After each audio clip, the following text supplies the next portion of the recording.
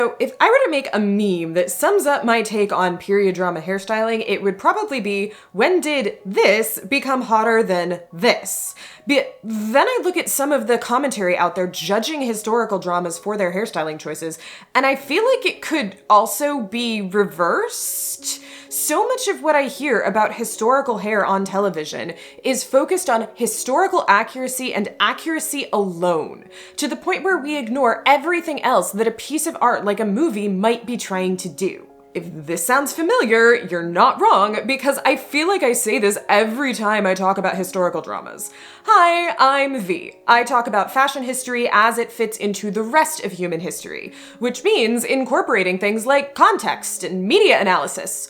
Also, I was a professional hairdresser for several years, which means looking at the hairstyling in any show can get really interesting if I actually turn my brain on and think about how it was done. So I promised you a tier list, but I also realized I have a point to make that doesn't require ranking all that many shows to do it. Also, there are so many directions and different artistic statements that shows can make that I could do 100 of them and there would still be more. So I'll do a few rankings today to explain what I'm talking about, but save a lot of shows for future videos because I think this would make for a really good recurring topic. Tell me in the comments if you want 5 or 6 period drama hair tier lists instead of 1, I guess, and maybe subscribe while you're there if you want to see those when they come out. A few things I ought to tell you before we get going. Firstly, my area of greatest expertise is women's hairstyling in Western cultures. I say women's in quotes because, well, time for the usual disclaimer about gender being a social category rather than some absolute rule of the universe, and that plenty of historical people who were boxed into one of those categories didn't find it a very good fit. Fashions like hairstyles were used to express and enforce those social categories and the expectations they involved. So saying women's hairstyles as a setting-specific description for how those expectations looked is useful. But hairstyling and gender identity have no inherent or ironclad link. How hairstyles can be used to express gender gets completely different for different cultures, locations, classes, time periods. There are some things outside the realm of Western women's hair I can speak to, like this 18th century show has men in really low quality white wigs and it's not an artistic choice. Or this Viking Age show is clearly misappropriating African braiding techniques. But I don't have the knowledge base to deep dive much further than that right now. In the future, I'd love to bring in folks who do have that knowledge base to talk about shows in settings that I don't know as much about. So again, tell me in the comments if you want more videos on this. Lastly, you can safely assume that for any show or movie I mention, there may be spoilers. Skip ahead accordingly, there are timestamps in the chapter section of the description. What really gets my goat is when folks interested in historical costuming look at a period drama and think only about the historical accuracy or lack thereof, when there's so much else going on. Stop me if you've heard this before, but film productions like period dramas are pieces of art that exist to tell a story, not to do historical reenactment. If you want that, watch a documentary or go visit your local living history sites. TV shows and movies need to bring together writing and acting and the technical aspects of filming, as well as costuming and hairdressing. And all of those things are there to tell a story. A frequent complaint is that actors in period pieces don't wear hats or large headdresses as often as we know people in many historical settings did. Large headwear can make it harder to light and film the actors' faces, which is why I don't complain as much when it's missing. I will, however, always be grumpy about shows that totally exclude headwear, given how universal things like linen caps were in frequently used settings like 18th century Europe. You can absolutely make ones that don't block the actor's face, but since we hardly ever see them on lead actors, they become this weird way of labeling a character as a servant or otherwise unimportant. In the days before running water, you had to haul full buckets from your water source anytime you wanted to wash something. The amount of labor needed to wash hair with water meant it wasn't done as often, and just about everyone, no matter how important to your story, would use linen headwear to keep their hair clean. Linen has some properties that meant it didn't just keep outside dirt off the hair, but could also help clean the hair itself. It's also amazing for household textiles like sheets. I just got these super pretty turquoise ones from Brooklinen, and they are a delight. Brooklinen is having one of their largest sales of the year right now to celebrate their birthday through May 3rd. If you want to stock up on bedding to bath essentials for 2023, now's the time to take advantage of their sale where Brooklinen products are 25% off using my link below. As a textile nerd who can talk at length about the many good properties of linen, I can also tell you that textiles are extremely resource intensive to produce, even if we're not spinning and weaving everything by hand anymore. Good quality sheets, like Brooklinen's, will last me years, if not decades, and get softer with every wash. These sheets are not just comfy, but go perfectly in color and texture with my bedroom decor that I will totally work on once I finish unpacking. I have the linen hardcore bundle, which includes a sheet set, duvet cover, and 2 extra pillowcases for 25% less than buying the same pieces individually. Linen is light, extra breathable, and as a fiber, it wicks away sweat without getting gross as quickly as cotton does. That's how it was used to clean hair. It's also less environmentally demanding than cotton, and Brooklinen sheets are OEKO-TEX certified for safety and dyed in small batches to give a unique character. I've had Brooklinen sheets for a long while, so I knew what to expect, and these did not disappoint. Sleeping in linen is like sleeping in a cloud, or I guess with this color, an ocean that feels like a cloud. I'd actually been waiting and waiting for them to do a color like this because I wanted teal sheets, and I didn't want lower quality or a ridiculous markup. Even in warmer weather, these are breathable enough for me to snuggle under my giant duvet. So if anyone needs me, I'll just be over here drowning myself in coziness. Hey, you're not done with this video. Ugh, fine. So, since I have too much to say to simply rank a pile of shows, but I also promised you this video would be a tier list, I've decided this video shall serve as the tier establishing segment by ranking a few select pieces to define those tiers. Again, hopefully this will be the first installment in a number of period drama hair analysis videos. So it seems good to get this bit out of the way. I'll be sticking with the same sort of 5-tier structure I used in my video about corset scenes, which you can watch over there. Broadly speaking, we have this is great, this is reasonably good, this doesn't quite fit, this is not good, and this is really bad. The tier names shall be revealed as our tier definers, our ranked. Some of these shows will be ones I already had in mind, but some are viewer suggestions, and I am very grateful to you for asking about shows that I would not otherwise have remembered. I'm starting with Poldark for 2 reasons. It was a formative inspiration for me as a baby historical costumer, and it is also very representative of the quality of hairstyling in a great many period shows. We see everything from very 21st century half-up, half-down styles on the main characters, to some 18th century updos that aren't half bad, although severely lacking in headwear. There's some reasonably interesting wigs on the male supporting characters, and some truly awful hair extensions on the main and supporting female characters. Don't even get me started with the issues with Demelza's hair dye in the first season. I can just tell half her hair was so badly fried the dye wasn't holding. Might not be their fault, but I really hope someone got that actress and that hairstyling team some deep conditioner. I took a look back through the show, and while the overall shape of the updos is better than I remembered, less of the high 1770s shape, more of the wide, fluffy 1780s, they have a lot more to do with the popular conception/misconception of what 18th century hair looked like than with actual 18th century hair. Way too many of those single hanging curls that hardly ever show up in primary source images. Another oft-seen issue is that many of the working class women wear caps or bonnets over completely loose, unstyled, and usually very messy hair. I realize they're trying to represent how hard things were for ordinary people in this setting, but can we come up with a way to do that which doesn't depict them as incapable of basic hygiene? Once again, caps get used as a way of designating a servant or another unimportant character, and I'm sick of it. I'm also kind of cross about the misconceptions included in the show's bonus content, where the actress playing Demelza specifically says that wearing her hair down was intended to correspond with maturity and status, which is literally the opposite of how it worked. Loose hair was acceptable on children, but not adults. As for the men, we do see some usage of wigs and queues, only on the old or particularly stuck-up characters.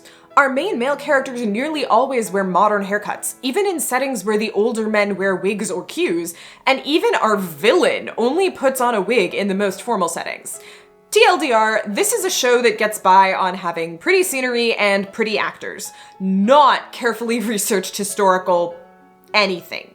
The accuracy and often quality of a character's hairstyling seems inversely proportional to how attractive, important, or sympathetic the audience is meant to find them.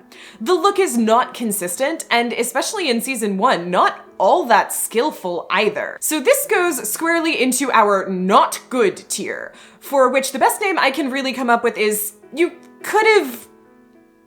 tried. Shows in this category are not good, probably based on some modern myths and assumptions, and likely to reinforce said myths and assumptions by misleading the audience about how accurate it is, but an attempt was made, and it could be worse. I am also giving this show a demerit marking for the terrible quality of the fake hair they used in season 1, which doesn't even come close to matching the wearer's hair color. Next up is Reign, which ran from 2013 to 2016 and is a YA romance based loosely on the life of Mary Queen of Scots. This show is noted among historical costumers for frequently clothing the main cast in modern or recent vintage couture gowns. I know some folks would expect me as a fashion historian to roast this show in the inferno of dragonfire, and returning viewers will know this, but I get very cross at everything out there that casts fashion historians as the historical accuracy police, unable to look at period pieces with any other perspective, including at other fashion historians who do this. Period dramas are not documentaries, they are fiction. It's worth getting frustrated when they present a misleading picture of history as though it is correct. But with some of my favorite period pieces, like the 1995 version of Much Ado About Nothing, or A Knight's Tale, you can tell that's not what they're trying to do. It isn't just obvious that they weren't aiming for accuracy, it's obvious that they were trying to do something other than being accurate. Reign made an obvious and pointed choice to put the main characters in contemporary or 20th century vintage couture gowns, which would of course frustrate anyone who expected accuracy. But this show was never about making a perfectly accurate retelling of Mary Queen of Scots' story in just about any respect. Please note, the name changes to Mary's Ladies-in-Waiting, her husband getting a fictional illegitimate brother instead of either of the ones he actually had, etc. This was a romance whose target audience was teen girls, and they wanted their world to be daydream fodder for that audience rather than focusing on the historical angle. So we got contemporary formal wear, often of the prom dress persuasion, and the hairstyles follow. Some of these hairstyles for mid-2010s prom-esque looks are quite pretty. We see a lot of half-up, half-down situations with pretty tiaras and headpieces, intricate French or rope braids, and that very specifically 2010s sort of loose curl that is really clearly done with a curling wand. Some of the older female characters get updos that look like something your grandmother might wear. The audience is meant to picture themselves as the young lead characters, so the older women look dated in the way a fashion-conscious high schooler would see a similar figure in their own life. Whether we think it was a good idea to make a loosely historical romance show using contemporary designer gowns is absolutely up for discussion, but that's a different question. Reign very clearly was not trying for a historical look. Me judging as though they were would be like hiring a Spanish to English translator, giving them a document in French, and getting upset when they told me they couldn't translate it. So this is not our tier definer for the bad tier, this is our tier definer for the doesn't fit tier, which I have therefore named You Weren't Trying. This tier is for shows or films that made an obvious, conscious, consistent choice not to use historical aesthetics in favor of a different recognizable look. A look that is presented as being anachronistic. Pieces like Reign or A Knight's Tale would go here, and so will any fantasy shows I'm asked to talk about in the future. So, having now established that anachronism is a legitimate storytelling choice, let's discuss hardcore accuracy, not just because we think it's somehow the only good option, but as a storytelling choice. The Witch, or Vitch if I pronounce it phonetically, is a uniquely creepy historical horror film set in the early 17th century and uses original practice costuming to great effect. It's an extremely atmospheric, otherworldly piece, and part of how they establish the setting is through the costumes. So all of the women, except for the witches, wear their hair up under white linen caps nearly all of the time. We have this sort of stereotypical image of 17th century pilgrim bonnets, and showing such a well-researched reproduction of where those stereotypes came from sort of nudges the audience perspective towards a better understanding of what people actually wore. They walk the same line when it comes to cleanliness. I really hate the Hollywood notion that you must cover peasants in dirt to show how poor they are. These characters are clean. Their hair is clean, their faces are clean, but you can see wear and age on their caps and other clothes. It's taking the myth of how lower class people in history were dirty and saying, we actually don't need that. You have plenty of other ways to tell these characters are badly off. No loose, messy, tangled hair needed either. Looking at you, Poldark. Interestingly, we do see loose hair on the witches, which is part of our modern stereotype, but they also don't really wear any clothes. In this period, having your hair down and uncovered was seen as a form of, well, nudity, because something that was normally covered was being shown. Again, taking a modern visual stereotype and recontextualizing it in 17th century views on witches, that they were immodest to a degree that threatened 17th century society. There's even a moment where a character uncovers her hair in a situation where she normally wouldn't, and this is our first visual hint that the witches are exerting power over her in the scene. It's a brilliant use of 17th century social norms for storytelling, but with enough other things going on that modern folks will get it without needing to know those details. The goal of this movie is to show us a world that's very different from our own, both in time and in supernatural eeriness. But none of this stops us from relating to the characters as the writing intends, or getting invested in the story. It's a stunning refutation of every period piece that insists that hairpins or caps will somehow be too much for modern audiences to handle. This film has solid confidence in their design choices and writing, and I think it's that confidence that makes it possible for viewers to be so immersed. This film goes in our highest tier, walked out of a painting. Here is where I rank shows that not only aim to portray historical hairstyling accurately, they improve the audience's understanding of history by doing so. It's not just about original practice somehow being inherently superior. It's about using that authenticity, such as the social norms around hair, to tell your story. Okay, so what about when a show wants to find a comfy midpoint between historical aesthetics, the constraints of production, and resonating with audiences who may not be as historically nerdy as we? I'm coming back to favorite of the channel, A Discovery of Witches Season 2, because it is proof that this balance can, in many ways, be struck. Is the hair and headwear in this show perfectly accurate? No. Does it do a darn good job showing us that it knows what 1590s hair and headwear looked like? Yes! When in public, our lead character pretty much always has her hair up, often in some kind of braided updo. As far as I know, the production used hair pieces to achieve this, since the actress has such thick hair, it's faster to put it under an already styled hairpiece than style it again every day. She also usually has a small cap, hat, or other headdress to match her outfit when she goes out in public, as do the majority of the women in the supporting cast, and the extras. It's not perfect, but it shows they understood their setting. For 21st century people, the idea of always wearing headwear or always wearing hair up is so unfamiliar, I feel like it's a bigger deal to have a show normalize the wearing of hats, which the audience will notice, rather than to have the tiny details be historically accurate, which might not be noticeable on screen. Unfortunately, the lead male characters don't wear headwear as often, although the hats we do see on them are quite good. I know very little about facial hair, having never had it myself and never having been trained to care for it on others. But I do absolutely love how the historical characters react to 21st century Matthew showing up in 1590 clean-shaven. While razors absolutely did exist, they were lower tech than even the straight razor, which wouldn't be invented for another 90 years or so. Furthermore, beards were considered a symbol of healthy masculinity.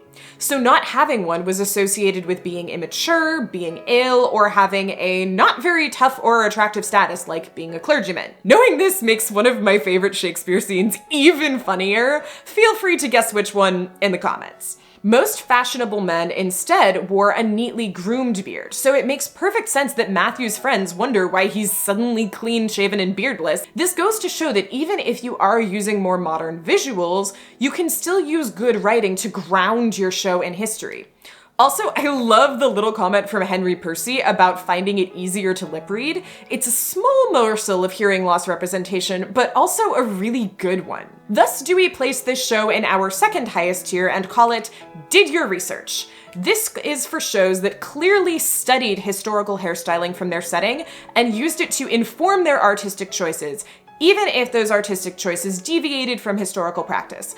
I am also giving this show a merit marker for that bit of writing about shaving and hearing loss. And finally, sometimes a show is just bad. Not had different artistic priorities, but bad, to the point of lowering the collective standard for hair and costumes in historical media. Thus do I come to The Last Kingdom, just about every reenactor's least favorite show ever. This ticks nearly all of my boxes for what not to do. Loose hair on adult women, modern half updos and updos on lead characters, dirt and tangles used to differentiate the peasants, hardly any veils or caps to be seen, modern style shaved sides, rampant appropriation of African hair braiding styles, and mats on Vikings. No, in this house we do not call them locks or dreadlocks, we call them mats because they are structurally different. Go look over there for an entire video on why this is a problem. There's no consistency to be seen anywhere other than things being consistently a mess. And unfortunately, I cannot just yeet this mess into the you weren't trying tier. Unlike, say, A Knight's Tale, who make it very obvious that they are not representing history, The Last Kingdom makes no such thing obvious. This is not a show that wants the viewer to watch and think, well, of course the Middle Ages didn't look like this. This is art. This is a show that wants you to ooh and ah over how grim and grimdark the Middle Ages were. Its very appeal is in presenting a misleading image of history. That is what this show is using to get viewers interested, which is why I have a bigger problem with it than any other show I've talked about thus far. This is one of those pieces of media that isn't just a problem in itself, it's a problem because it drags down the entire genre and profits from misleading aesthetics. I really want to do a video on how shows like This Mess or History Channel's Vikings have made such a style out of misappropriating and mixing up African braiding techniques that casual viewers who aren't familiar can't tell what's been misappropriated. More for the series, I guess. I hereby consign this to our lowest tier, entitled Just Fugly. Here is where we place shows where the hair is badly done by the standards of any time period, and or actively and knowingly screws with the audience perceptions of history. I said I had a point to make, so here it is. Using elements of contemporary fashion, loose hair, no caps, makeup, etc., to make the historical characters more relatable is a self-perpetuating problem. The less we see things like head coverings or pinned up hair in historical pieces, the less practice we get at seeing them, accepting them, and relating to the characters regardless. I also question, mind not outright dismiss, the writing of any show or film that thinks the audience needs this visual change to relate to the characters. It's like they either don't think we're very perceptive or they don't think they've managed to write relatable characters.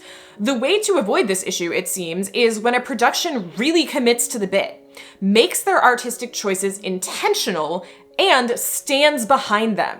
If you're going to use a wild, artificial, plasticky OTT version of 18th century aesthetics as an artistic choice, do it and use it.